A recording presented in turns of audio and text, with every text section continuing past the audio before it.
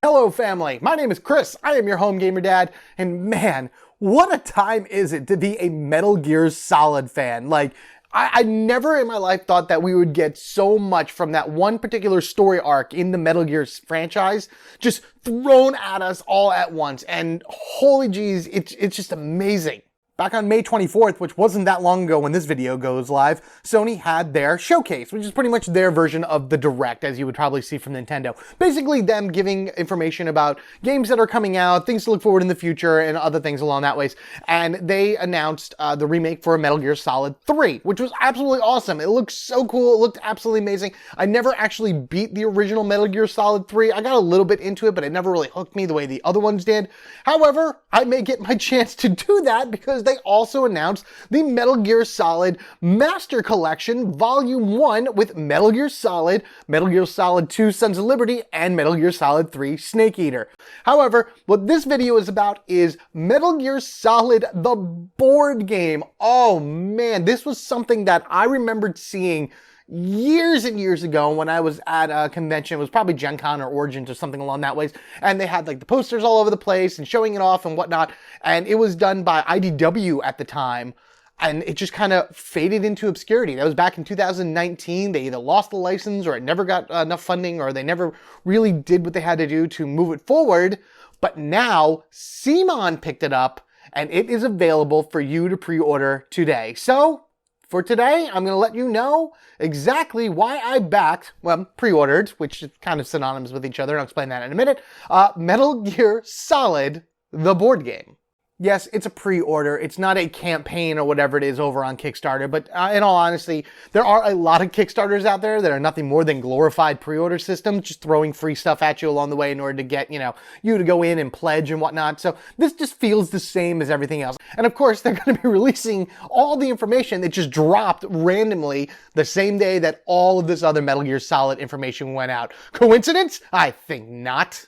So why don't we head on over to the official CMON website and I can show you guys what the pre-order page looks like. We'll go through it and whatnot. I can relive a lot of my childhood nostalgia through it, and we can all get pretty excited for this game that, one, people forgot about, and two, the others probably thought were never going to happen, but we are getting it. Oh, this is so exciting. All right, so where do you want to go to find this? You're going to go to preorder.cmon.com/Metal Gear Solid. That'd be metal-gear-solid, all one word with the dashes and everything. I have been seeing people talk about this online in terms of why wasn't this a Kickstarter? Why didn't CMON actually make this a Kickstarter? Like, I understand why they didn't. I wish they did, but at the same time, I'm really glad that they didn't. Because let's be honest, this is CMON over here. This game is $100 USD, and you'll see that as I scroll down, which is actually right in my budget. Absolutely amazing. You get a whole lot for your money with that. If this was on the Kickstarter, probably about $300-400 this would end up going for, with a bajillion minis. And I love minis, I really, really do. I have a ton of them with all my games. I really don't need more. I don't do any type of painting, so I don't need it. There are a few things that I wish they did, and hopefully they'll be able to do as time goes on. I doubt it though, but we'll see how it goes. In any event, here we go. Let's start going down the website here. So I'm going to play the video, but I'm just going to mute it on my end, and we're just going to kind of watch it together and everything, because there's plenty of music in here that's 100% copywritten, so that's just going to make this a difficult video in order for me to put up and whatnot. But like, I don't think I mentioned this in my That Takes Me Back series, but after Sega Genesis, which again, I was a Genesis kid, my next big console after that was PlayStation, the original PS1, which again was PlayStation at the time. There was no PS1. And of course, one of the games that I played all the time was Metal Gear Solid, and it was amazing. I never played a game like this before, because most of these type of action games, you go in there, run and gun type there. Go in there, fire off your weapons, do all this, that, and the other thing, defeat the enemies, move on to the next area.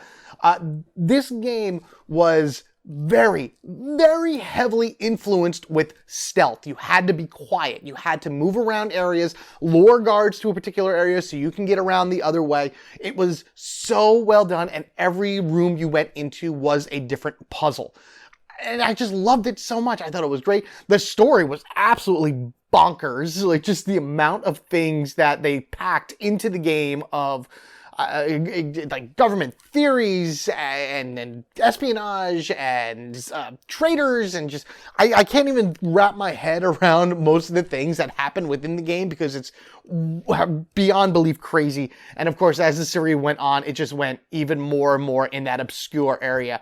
But I like the way this is. This is done really well. I like how they're including images for the game into the video, showing you the comparison between the two with like the camera and whatnot. And of course, the guy sees you, an alert goes off, and you got to run away from these guys and hide yourself, or else you're going to be doing a firefight. And this game never really gave you that much ammunition. I mean, eventually you got a whole ton of ammunition near the end of the game. You needed it for these various boss fights and everything, but man, it just brings back, this brings me back watching this and seeing how it's translated from video game to board game, which I'm a sucker for. Everybody out there that has watched anything on my channel knows that I love video game to board game transitions. I love seeing how that works one way or another. So, I mean, it's just so cool, the things that you're getting. You're getting figurines in this. Of course, these are all the soldiers that you got to avoid, and then your characters are on the blue bases and whatnot. You can play as the ninja, which is great. I love that shot. That was so cool. This is just so well done. You get to go as the box. You're in the box. How can you have a Metal Gear game without being in a box and sneaking around? Just so awesome. Good job, CMON. Good job. So the pre-order that you're going to have available to you on the website is the Integral Edition. And pretty much it's the retail edition with a few extra things, making it a little bit more worth your money and worth your time and whatnot. So you get, of course, the main game itself. It says Integral Edition on the box, so I don't know exactly what makes that, just what's in the box, different from the retail. I may say it later in the website, I don't know. But you also get the exclusive Metal Gear Rex miniature, which I'm sure is much bigger than all the other characters in there. And I love myself some oversized minis. Those are great things. And then you get 109-page integrated graphic novels. Estimated delivery time, basically a year from now. Awesome. Pre-order. And then I like how they have everything divided into different categories. So first things first, overview. 1 to 4 player. Right off the hop, got my single player in it. Amazing. CMON is actually really good with their single player things. I know the Master Universe game has a lot of questions on it and everything like that. The game itself, I don't think was ever made to be single player because it's skirmish. But this game is a cooperative game. So right off the bat, you don't even need single player rules for it, or at least nothing really big. You could just play two-handed and go from there, or just with a single character. I mean, the original game, you're running around a snake by yourself. So why couldn't you do that? 14 plus, that's just standard stuff or whatever. 16 to 90 minutes a game. Not bad, not bad. Maybe a little long, but I bet you that would be cut down and everything as you start learning it. Because just looking at the way the board is and whatever, I think it's a modular system. So there's a bunch of different boards that you like lay together and everything to form whatever map you're going to be running on.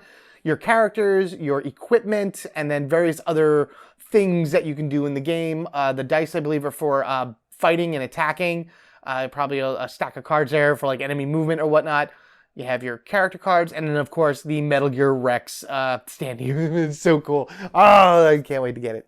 All right, Metal Gear Solid Tactical Espionage Action, the board game. It is a cooperative game designed by Emerson Matsuchi. I hope that's how you pronounce it. He's actually a pretty well-known designer. He has done the Century series, which is quite a number of games in that.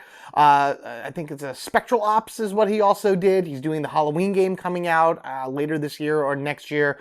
He did Reef. I played that one. I love that game. So he's actually pretty well known as a designer in the board gaming world. And I've seen people on boards and everything be like, oh, Emerson is doing this? I'm so in. So that makes me confident and happy to know that this game is going to be something spectacular, because I really don't hear anything negative about the way he designed games and the way he makes them. You get the VR mission book, which is awesome. I remember playing VR missions back in the day as well, like the weird spin-off for Metal Gear Solid, just to have more of those stealth style missions. The Shadow Moses campaign. Oh man, could you...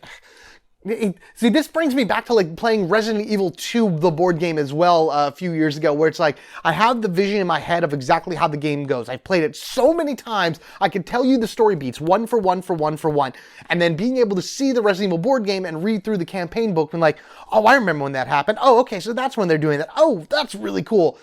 this is going to be, I feel like, the same way, where as I'm going through the campaign book, I'm going to be seeing what beats are happening between Snake, between Meryl, between Otacon, and being like, oh man, I remember that in the game. I wonder how they're going to do that. That's so awesome. Okay, here you go. This pre-order is for an exclusive edition of the board game, the Integral Edition, which has featured a fully illustrated graphic novel, bringing each mission to life. So yeah, there you go. So I get the novel, ties in directly to the game, so you can read the novel, play the game, and it kind of works hand in hand. And the exclusive 13 centimeter tall Metal Gear Rex mini. I mean, he's still probably smaller comparison, but either way, that's pretty crazy. But this is definitely different than the retail edition, mainly because you get all of that extra stuff in it, which for people that are saying this should have been a campaign on Kickstarter or something, at least you're getting something a little bit more. You're not just like, oh, it's literally just a pre-order system. Here's my money, here's the game, awesome, and that's it. There are people out there that enjoy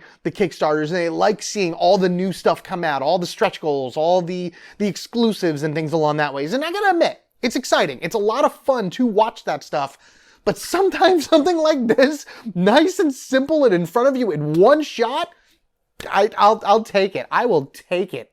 Let's see. You play as Solid Snake, Meryl, Gray Fox, and Otacon, which is really awesome. See, and again, and I'm going to go a little bit more as I go down, but in terms of like the Kickstarter-wise, people are like, oh, they could have had all these different unlocks and new characters to play as and whatnot. And I'm like, have you played Metal Gear Solid? Like, there aren't that many characters within that game. I mean, yes, you can say, hey, we're going to throw Raiden, I forget what his name is, in there just for the heck of it, or Big Boss Snake as a playable character, but now you're crossing over other Metal Gear games into Metal Gear Solid, and I think this needs to just focus on that game. You don't need to bring in any other characters, and those 4 characters, Snake, Meryl, Otacon, Gray Fox, that's it. That's really all there is to the game. And everyone else you talk through Kodak. So it looks like everybody has their own starting cards of equipment. Oh my God, the bandana is in it. That's amazing. Anybody out there ever play the original Metal Gear where if you beat the game and I think a certain amount of time or whatever, you unlock the bandana, and when you put the bandana on in another playthrough, you get unlimited ammo? That's, it's so good. It's great. I'm glad that that's there. I can't really read what the ability is, but that's fine. Claymore mines, frag grenades. I'm sure that there's shaft grenades in this. You saw that in the video before. In the video game, you use the shaft grenades to avoid the cameras and whatnot. Stealth gameplay. There actually is a mini of Snake in the box, which is fantastic. I mean, why not? I may never actually need it because I never used the box ever, except for when I had to in certain situations, like getting around the wolves and whatnot like that in the video game.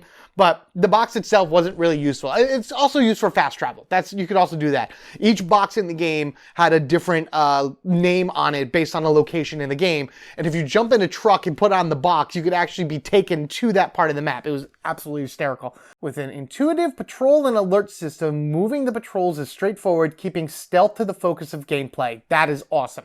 That makes me happy to see, because that's the 90% of Metal Gear Solid, in theory, is stealth. Now, if you're not good at stealth, it's obviously a lot less than that. You're doing a little bit more running, gunning, and hiding and everything. But the stealth aspect of the game is the game. Like, it needs to be that.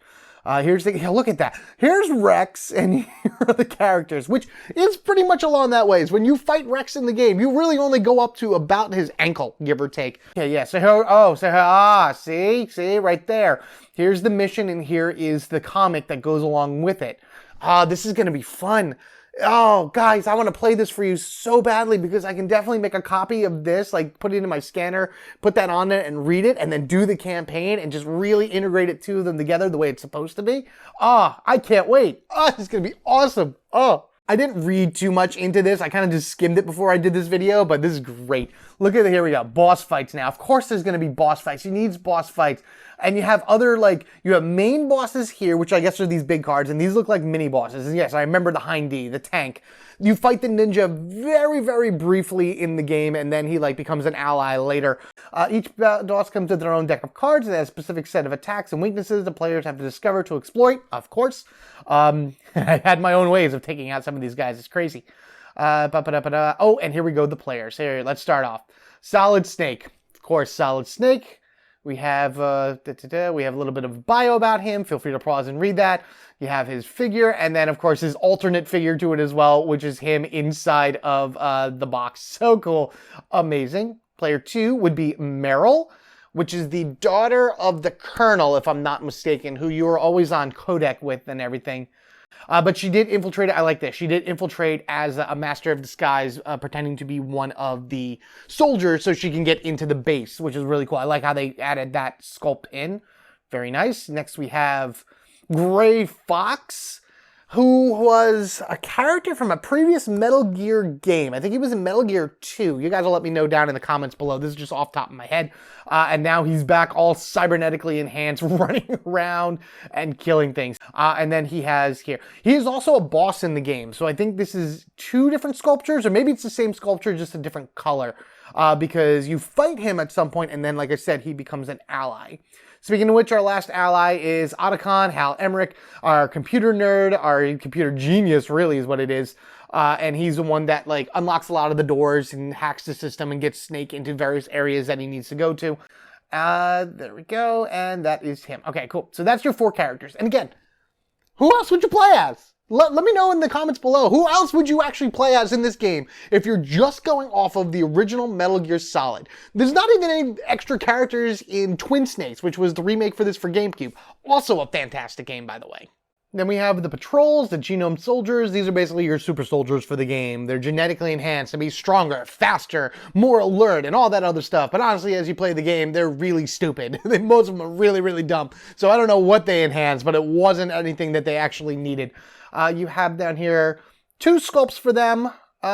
This is the only thing that I wish that they maybe added more genome soldiers, more designs for them, different way they look, or maybe even just have them do different things, like different types of genome soldiers show up in different missions, because they all have different loadouts throughout the course of the game. Like certain ones will have certain weapons, and other ones will be invisible, and other ones will have stronger weapons or grenades or something along that way. Now, I don't exactly know what these guys have as far as, you know, going into combat and everything, but I don't know. I feel like that is something that they possibly could have done in terms of just adding more to the game. And now we come to the bosses. Some of the best moments of Metal Gear Solid is squaring off against all the members of Foxhound here. Each one of them has a animal code name to them, and then another word that kind of describes what they do. So Revolver Ocelot here, the master of the revolvers, of course. I remember fighting him in that torture room where you had to be careful you didn't like hit any of the cords and whatnot, because it could just make the whole thing go kaboom. And he has like all these like trick shot abilities to bounce off the walls and whatnot. And from what I saw in that video, just earlier in this video, you're running around the same room while he's shooting at different angles and whatnot. So that's really cool the way that they incorporated that. Next, we have the ninja, which again, I'm pretty sure is going to be a very, this Gray Fox, a very short encounter. It was a very quick one regardless. You beat him with hand-to-hand combat, punching, kicking, throwing, things along that ways. Psycho Mantis.